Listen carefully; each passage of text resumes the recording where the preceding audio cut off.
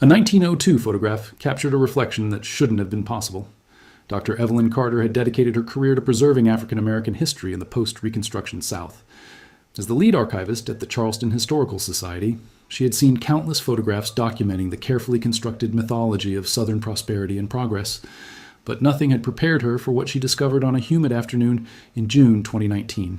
The photograph had arrived as part of an estate donation from the descendants of the Whitmore family, prominent Charleston society members since the antebellum period. The collection contained typical fare, formal portraits, garden parties, christenings. But one image stopped Carter mid-cataloging. It was labeled simply, "Reception at Whitmore House, April 1902. The photograph showed an elegant gathering in an opulent parlor. Approximately 15 white guests, men in dark suits, women in elaborate dresses with high collars and ornate hats, posed formally before the camera. Behind them, dominating the composition, was an enormous gilt-framed mirror that reflected the chandelier-lit room. Carter had initially set it aside as unremarkable, but something nagged at her. She returned to the image, examining it more closely with a magnifying glass. Then she saw it. In the mirror's reflection, where one of the white guests should have appeared, there was instead a different figure, an elderly black woman standing in the exact position occupied by a white man in the main image. Carter's heart began racing. This wasn't possible.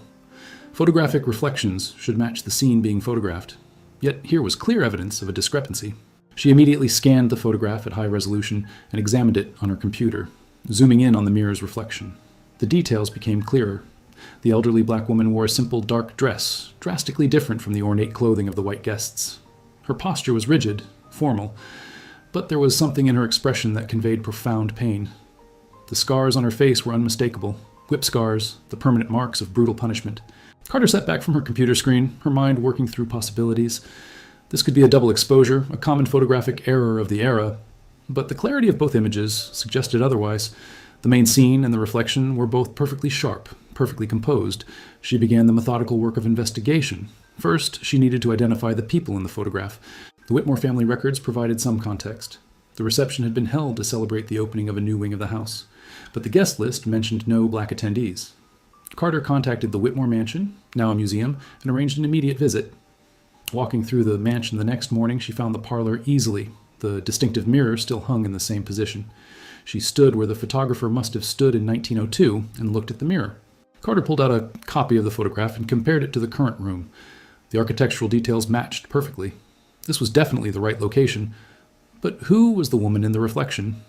Dr. Carter returned to the Charleston Historical Society, determined to uncover the Whitmore family's complete history.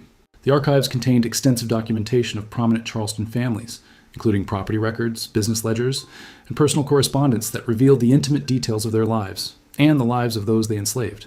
She began with property records from the antebellum period. The Whitmore Mansion had been built in 1847 by Colonel Richard Whitmore, a wealthy rice planter who owned 3 plantations in the surrounding low country. Estate inventories from that era listed his property with chilling precision: 247 enslaved people across his 3 plantations, plus an additional 12 house servants who lived and worked at the Charleston residence. The inventory listed them by first name only, age, approximate value, and sometimes a brief description of their skills or physical characteristics. Carter felt sick reading these documents. Human beings reduced to line items in a ledger, their worth calculated in dollars, their identities stripped down to their usefulness to their enslavers.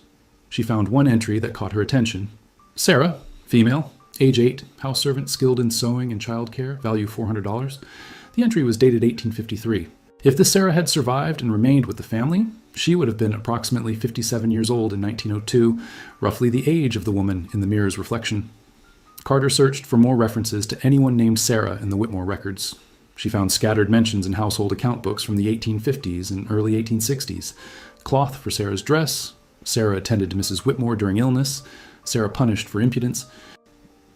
That last entry, dated March 1859, was accompanied by a note in Colonel Whitmore's hand. 20 lashes administered. Will not tolerate disrespect from servants. 20 lashes. Carter closed her eyes, imagining an 11-year-old girl being whipped. The scars visible on the woman in the mirror suddenly made terrible sense. Those weren't isolated marks. They were the accumulated evidence of years of brutality, beginning when she was still a child. After the Civil War ended in 1865, the legal status of enslaved people changed, but Carter knew that actual circumstances often remained exploitative. She found a labor contract dated January 1866 between Richard Whitmore and Sarah, no surname. The The contract stated that Sarah would continue working as a house servant in exchange for room, board, and $2 per month. $2 for a full month of labor. The contract also included a clause stating she could not leave the household without permission. Carter found similar contracts for other formerly enslaved people, all signed with X marks.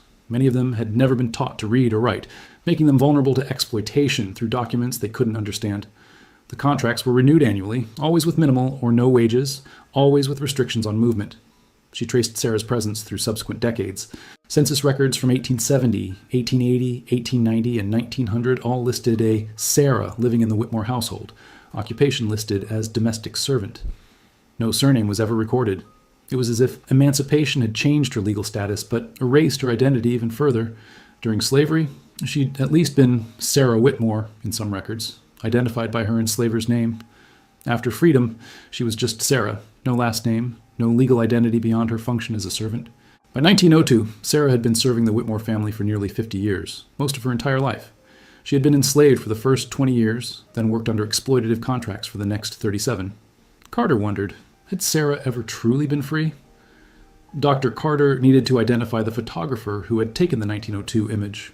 Photographers of that era typically signed their work or stamped their studio names on the back of prints. She examined the original photograph under magnification and found faint text embossed in the lower right corner. J. Matthews, Photography, Charleston. She searched Charleston city directories from the early 1900s and found James Matthews listed as a photographer with a studio on King Street from 1898 to 1911. Unlike many of his contemporaries who catered exclusively to wealthy white clients, Matthews advertised his services to all respectable persons, regardless of station. A coded phrase suggesting he photographed black clients as well, unusual for that era. Carter found more information in the archives of the Avery Research Center for African American History and Culture. Matthews had been a controversial figure in Charleston's photography community.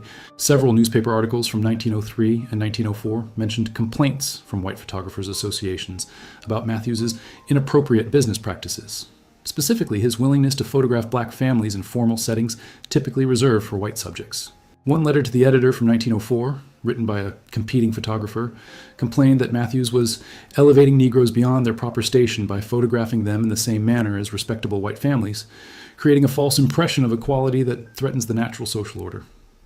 Carter felt a chill reading this. Matthews hadn't just been a photographer. He'd been using his camera as a tool of resistance, documenting black dignity and humanity in an era designed to deny both. Had he also used his camera to document uncomfortable truths that others preferred to ignore? She found Matthews' business records, donated to the Avery Center by his descendants decades earlier. His appointment ledgers showed that he had indeed photographed the Whitmore reception on April 15, 1902. The entry noted, Whitmore residence, formal reception 2:20 p.m., large format camera, multiple exposures requested. Multiple exposures. Carter's pulse quickened. Had Matthews deliberately created a double exposure, overlaying an image of Sarah onto the mirror's reflection? If so, it would have been an extraordinary act of subversion, embedding a truth that the Whitmore family and their guests would never have consciously noticed, but that would remain in the photograph forever. She found Matthews' personal correspondence in the collection. In a letter dated May 1902 to a fellow photographer in Boston, Matthews wrote, I continue to document what I see, not merely what my clients wish to be seen. The camera does not lie, though we who operate cameras often do. I prefer honesty, even when it must be hidden in plain sight. Hidden in plain sight. Carter was now certain this wasn't an accident. Matthews had deliberately created this image, embedding Sarah's presence in a photograph meant to celebrate white society's prosperity. But why? What had he wanted future viewers to understand? Dr. Carter expanded her search, looking for any documents that might reveal more about Sarah's life. She contacted descendant communities of formerly enslaved families in Charleston, sharing the photograph, and asking if anyone recognized the woman or had heard stories about someone named Sarah who worked for the Whitmore family. Within a week, she received an email from a woman named Dorothy Washington in Atlanta. Dr. Carter, my great-grandmother told stories about her Aunt Sarah, who worked for a white family in Charleston her whole life. She said Sarah had terrible scars on her face and never spoke about how she got them. My great-grandmother said Sarah was never truly free, even after the war. Carter arranged a video call with Dorothy, who shared what family oral history had preserved. Sarah's full name, according to Dorothy's great-grandmother, had been Sarah Porter. She had been born enslaved around 1845 on one of the Whitmore rice plantations. At age 8, she'd been brought to the Charleston house to work as a personal servant to Mrs. Whitmore and to care for the Whitmore children. My great-grandmother said Sarah was beaten regularly, Dorothy explained, her voice heavy with emotion. Mrs. Whitmore was known for being cruel to the house servants. Sarah once tried to protect a younger child from being punished, and Mrs. Whitmore had her whipped so severely the scars never healed properly. She was 11 years old. The story aligned perfectly with the 1859 entry Carter had found in the Whitmore records. 20 lashes for impudence, which likely meant trying to protect another child from violence. Dorothy continued, "After emancipation, Sarah had nowhere to go. She had no family left. They'd all been sold away from her when she was young. She couldn't read or write. The Whitmores told her she could stay and work for wages, but the wages were almost nothing. They controlled every aspect of her life. She couldn't leave the house without permission. She couldn't receive visitors. She worked from before dawn until late at night. My great-grandmother said it wasn't really freedom at all." Carter asked if Dorothy knew what happened to Sarah after 1902. Dorothy's expression grew sad. "She died in 1903, still working in that house. She was about 58 years old. My great-grandmother said Sarah's body just gave out. Decades of brutal work with barely enough food or rest. The Whitmores didn't even pay for a proper burial. The black community took up a collection to bury her in a cemetery for colored people." Carter felt tears welling up. Sarah had spent approximately 50 years serving the Whitmore family, first as property, then as an exploited worker with no real freedom. She had lived and died in that house, her labor building, and maintaining the wealth and comfort that the Whitmores displayed so proudly to their society friends. Dorothy sent Carter copies of family documents, including a small Bible that had belonged to her great-grandmother. Inside, written in careful handwriting dated 1904, was a note, "In memory of Sarah Porter, born into slavery, died still serving the family that enslaved her. She never knew freedom. May God grant her rest." Armed with Sarah's identity and story, Dr. Carter returned to James Matthews' records with new focus. She needed to understand his relationship with Sarah and why he had chosen to document her presence in such an unusual way. Matthews' personal papers revealed more than she'd initially realized. In his correspondence, Carter found references to a project Matthews called his True History series. In a letter to a photographer friend in 1901, he wrote, "I'm documenting what Charleston refuses to see, the labor that builds this city's wealth, the servants who make possible the leisure of the elite, the people rendered invisible by their society. When I photograph a grand reception, I also photograph those who prepared the food, cleaned the house, and served the guests. They are history too." Matthews had apparently developed a technique of creating composite images that included both the celebrated subjects and the unseen workers. Carter found several other examples in his portfolio, photographs where servants appeared in backgrounds, in doorways, or in reflections, while the main subjects remained unaware of their presence in the frame. But Sarah's image was different. Matthews had placed her in the mirror's reflection in a way that made her impossible to ignore once noticed, yet subtle enough that the Whitmore family had apparently never realized she was there. It was a bold act of historical documentation disguised as a standard society photograph. Carter found Matthews' journal entries from April 1902. On April 14th, he wrote, "Tomorrow I photographed the Whitmore reception. I have been in that house many times over the years, and I have watched Sarah work, an elderly woman who moves through the rooms like a ghost, unseen by the family she serves. She has worked for them for nearly 50 years, first as a slave, now as a servant who earns barely enough to survive. The Whitmores will celebrate their prosperity tomorrow, never acknowledging that it was built on her labor and the labor of hundreds like her." Fine. The next entry, dated April 16th, read, "I have completed the Whitmore photograph. I used a technique I have been perfecting. A brief secondary exposure during which I asked Sarah to stand before the mirror while the family remained still. The result is perfect. Sarah appears in the reflection where Mr. Whitmore stands in the main image. She is finally visible, finally documented, finally part of the history that has tried so hard to erase her. The family will never notice. But perhaps someday, someone will." Carter sat back, moved by Matthews' words. He had known that his act might not be discovered for years or even decades, but he had done it anyway, trusting that eventually someone would look closely enough to see what he had documented, the truth hidden in the reflection. Dr. Carter's discovery of Matthews' deliberate documentation technique opened a new avenue of research. If he had done this with Sarah's image, had he created similar composite photographs elsewhere? She began systematically examining every photograph in the Matthews collection at the Avery Research Center, looking for similar anomalies, figures appearing in reflections or backgrounds who shouldn't be there, or whose presence suggested a different story than the main composition. She found them. Over the next several weeks, Carter identified at least 15 other photographs where Matthews had employed similar techniques. In one image from 1900 showing a wealthy family's Christmas celebration, a young black man appeared faintly in a window's reflection, carrying a heavy load of firewood, the labor that made the warm, festive scene possible. In another, from 1903, depicting a garden party, an elderly black woman was visible in the background near the kitchen entrance, her face exhausted, her dress stained from work. Each image told the same story: white prosperity and leisure made possible by black labor, with that labor deliberately documented by Matthews, even as his clients tried to exclude it from their carefully constructed narratives of success and refinement. Carter also discovered that Matthews had kept detailed notes about many of the black workers he'd photographed.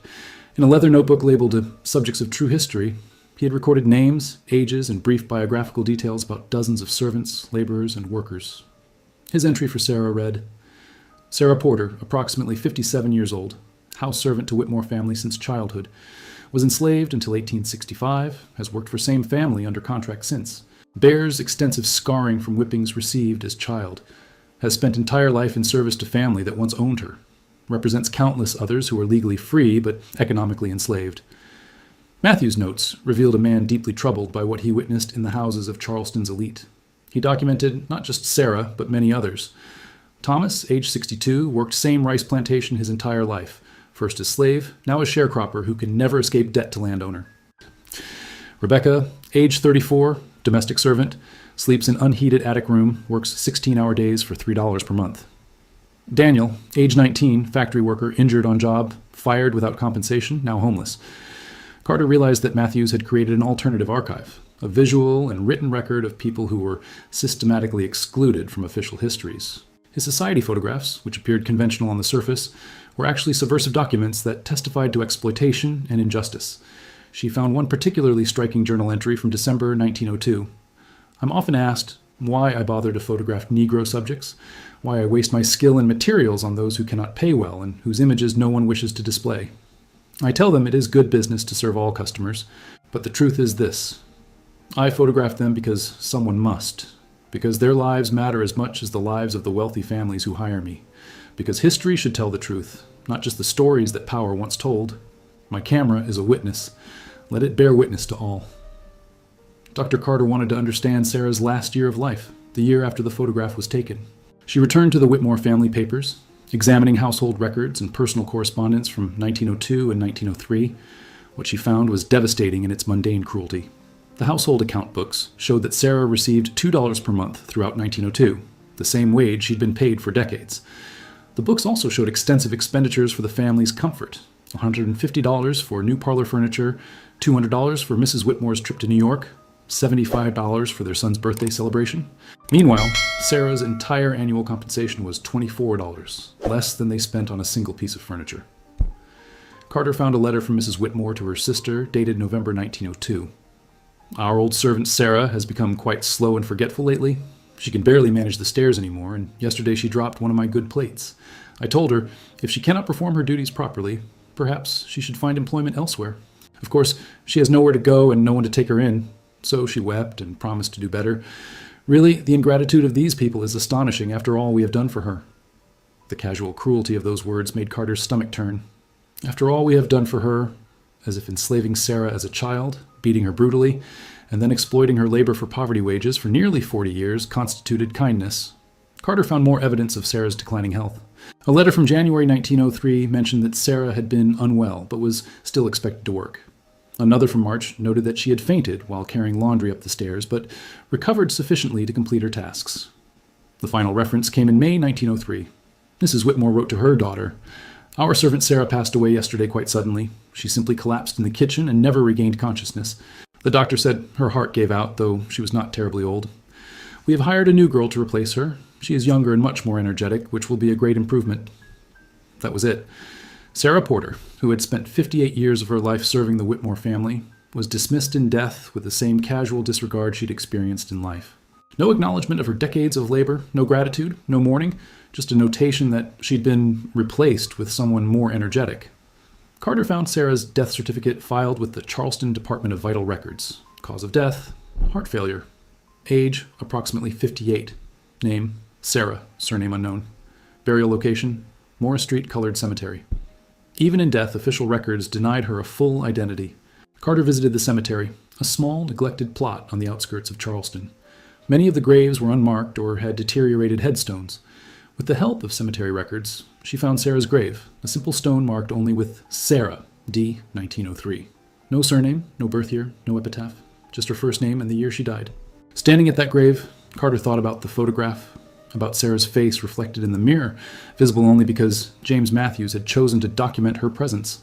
That photograph was now the most complete record of Sarah's existence, the clearest evidence that she had lived, worked, suffered, and endured for nearly 6 decades while being treated as invisible by those she served.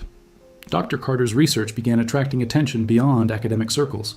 She published a preliminary article about the photograph and Sarah's story in the Journal of Southern History, and it was picked up by several news outlets. The story resonated deeply. Here was visual evidence of how supposedly free black workers in the post-Reconstruction South had continued to be exploited in conditions barely distinguishable from slavery. A civil rights attorney named Michael Robertson contacted Carter. He specialized in historical land and labor claims, working to document and seek redress for injustices committed against black Americans in the decades following emancipation.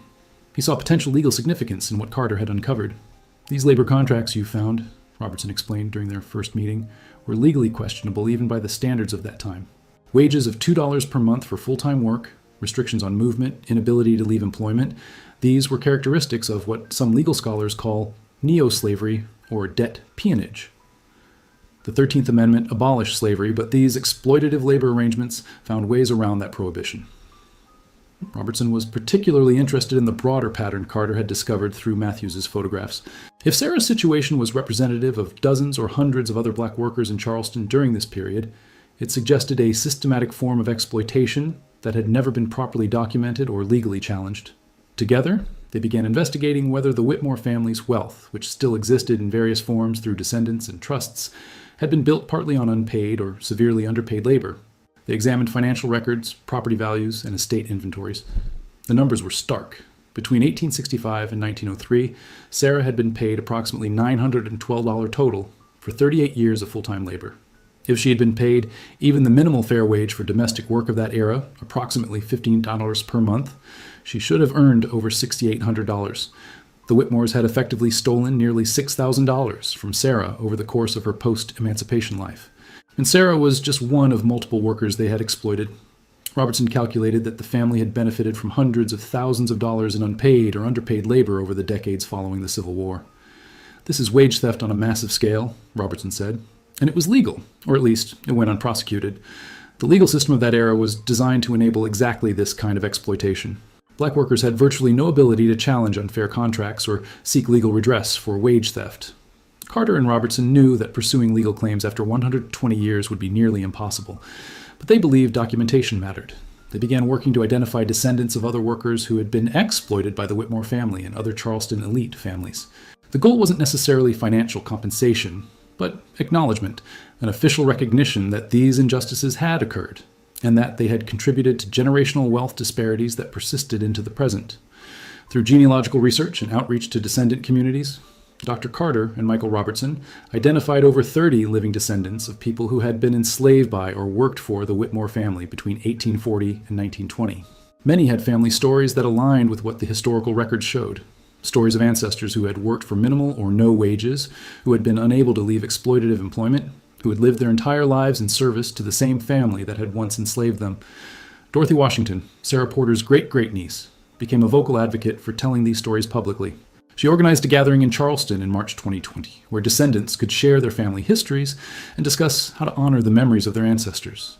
Carter attended the gathering and listened as descendants shared stories passed down through generations. One man, Elijah Thompson, told about his great-grandfather Marcus, who had been enslaved on a Whitmore rice plantation and continued working there as a sharecropper after emancipation.